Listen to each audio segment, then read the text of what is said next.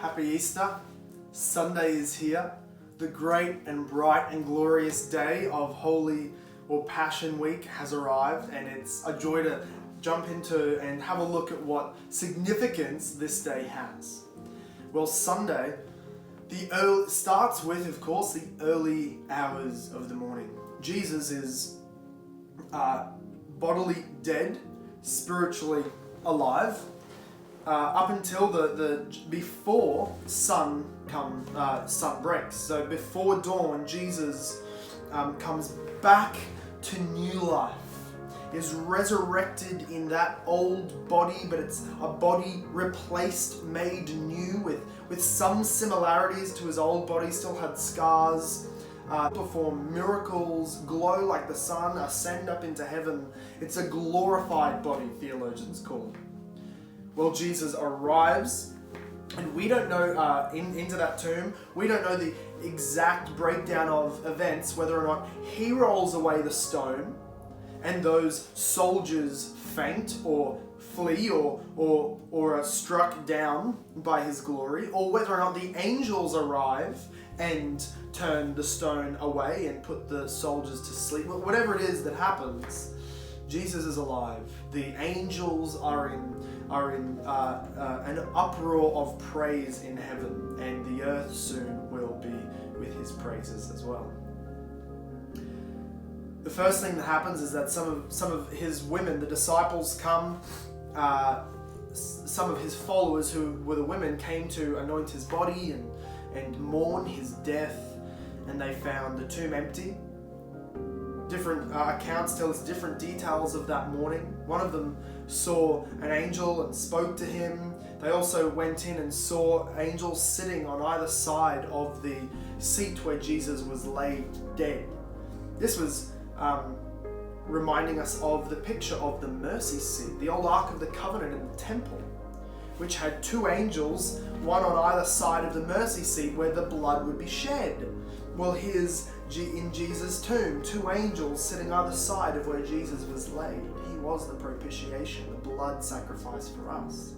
But he's not there anymore. He's alive. He's walking. As they bump into him on the way out, they think he's the gardener, and he shows himself to be who he really is, and then tell the disciples, I'll see them in Galilee. And he walks off to go and meet them there. They run home. The women tell the disciples. They don't believe them. These women are crazy with grief. They're just seeing things. But Peter and John, in the hope that it could be true, run down to the gravesite, find the stone rolled away. Peter runs into the grave, into the tomb, finds it empty, and will later on, each of them will come to see Jesus, some on the Emmaus Road, some at the side of the lake, some of them in the room when Jesus appears. It's all a very exciting account. And then it's going to be another 40 days that Jesus spends with them, preaching and teaching to them from the Old Testament how it all points to his life, death, and resurrection. Eventually, he's then going to promise them the Holy Spirit and then be ascended up into heaven. And of course, that's the beginning of the book of Acts.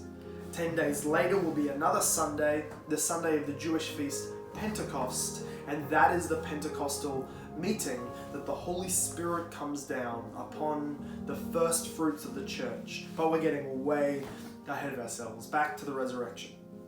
In the resurrection, we learn a few things, and of course the sermon available today will unpack this in much greater depth, and I encourage you over there, so I won't double up in what I'm saying. But I will say this. As we think about the drama and the narrative of the Bible, we see the resurrection of Jesus Christ in that little tomb in Jerusalem. We see that as the very first of the works of God in creating the new creation.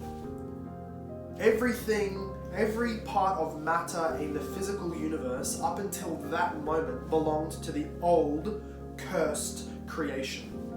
We're told that Jesus is going to create a new heaven and a new earth in that book of Revelation. But before he makes the place the kingdom, the new heaven and the new earth, he first starts with making people for it. Making new people. This is why Jesus will tell Nicodemus, and of course everyone who will read it, that you must be born again to enter the kingdom. The kingdom has not been fully built yet as a location. First, God is building his populace, his people, fit for that kingdom, and so the kingdom is now a spiritual reality. Well, the very first person to ever be born again in the fullest sense of the meaning, born again into a new body in which he will appear in that new kingdom, is Jesus. He was the first physical part of what will be the new heaven and the new earth. The new creation started back in 33 AD in that tomb, in that garden.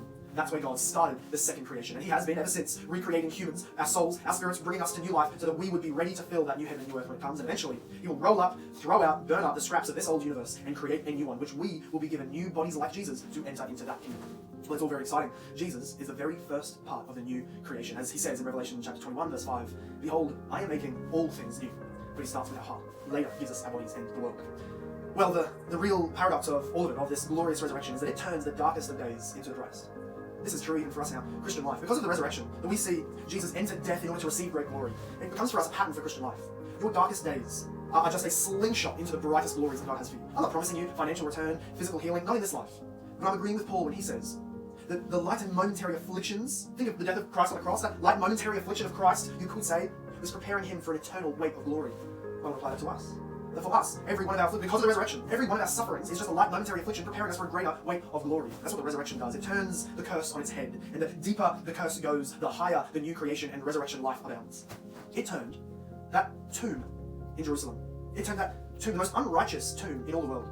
The most innocent person lay there, having committed no crime, having been killed in the most unrighteous manner. That tomb became a symbol of injustice, a symbol of the truest sense of death and sin. It was a tomb of tombs, the blackest, darkest hole in human history ever to be dug out and filled with a body. And yet, because of the resurrection, it became not just a tomb, but a womb, wherein the new life began, breathed his first breath, and opened that womb to be born into this world. That is the picture that the resurrection gives. It's very fitting that Jesus would be born again into the garden. The first creation of Adam, it had the first man, Adam, born or made in God's image, and he was born into a garden to rule and reign it with his sons, to make sons and daughters and rule and reign the world. Well, the second creation has the second Adam, Jesus, brought to life in a garden, he is the perfect image of the invisible God. Like Adam, he was born into a garden so that he might, for a second time round now, rule and reign over the world through having spiritual sons and offspring. It's a beautiful reflection, a redoing of what was first done. Adam was put to sleep, and out of a wound in his side, he was given, or God created, a bride for him. Well, Jesus was put to sleep, not the sleep of anesthesia, not the sleep of going through a surgery that God let him not experience pain like Adam. No, Jesus was put to sleep in the sense that he was killed and crushed, his life breath taken away. And from the wound of the cross, in fact, he was pierced in his side, maybe the same side that Adam's rib was taken from. And from his wound, God created a bride, the church, the forgiven, blood-washed bride. Well, the garden of death, the garden that Jesus was laid in, became the new Garden of Eden in this world. It became where the new Adam begins making spiritual children through the preaching of the gospel, through his bride, the church. That resurrection day, the Garden of Death, became the Garden of New Life, out of which not a literal river was flowing to give life, but a spiritual river began to flow. And as it works its way through the whole world, it gives life to, in fact, all creation. All humans of all nations can come and drink without price, Isaiah 55 tells us. Can come and drink without price of this, the river of God. There is a river, the psalmist tells us, that makes glad the city of God. Where in Revelation we're told that the river of life pours through the new creation, and healing is in its waters. Well, so this is true of Jesus. In his resurrection, he burst forth this river of life to the world. There is nothing more dark than the death of Christ, and yet there is nothing more bright than the death and resurrection of Jesus for us. This is not just good news for an individual, and it absolutely is. Your sin forgiven, and you can be raised to new life. Now spiritually, if you come and take of that bread of life, if you now come and drink of that river of life, if you now come and believe on Jesus who gives life, you will be saved, you will be forgiven, you will enter into new life that lasts forever, into eternity. And in fact, Jesus says that from you runs that river of life to others. But it's also good news for the whole world, that healing goes out into the world to bring the nations back together in heaven, which brings the whole cursed dead creation which is groaning. Because of Jesus' new creation, he will bring it all back to fullness, into reconciliation to God. We look forward to the day when Jesus returns, speaks damnation to the evil, destroys this cursed world, and creates that new, blessed, perfect, beautiful creation, the new heavens and the new earth, where we rule and reign and live with Christ. And that all sounds somewhat, if we're honest, it sounds a bit like a fairy tale. It sounds almost unbelievable. It's nice, but what do we even imagine it's going to be like, and can I be sure that it will happen? Yes, friends, of course, we can be absolutely certain that day is coming for us, because of that day happening to Jesus in the tomb. Because he rose from dead, we too will rise. Or as Jesus tells us, because he lives, we also will live. Happy Easter. Please celebrate it, enjoy it, and make sure you make use of the resources that will be below on the resurrection and other Easter resources.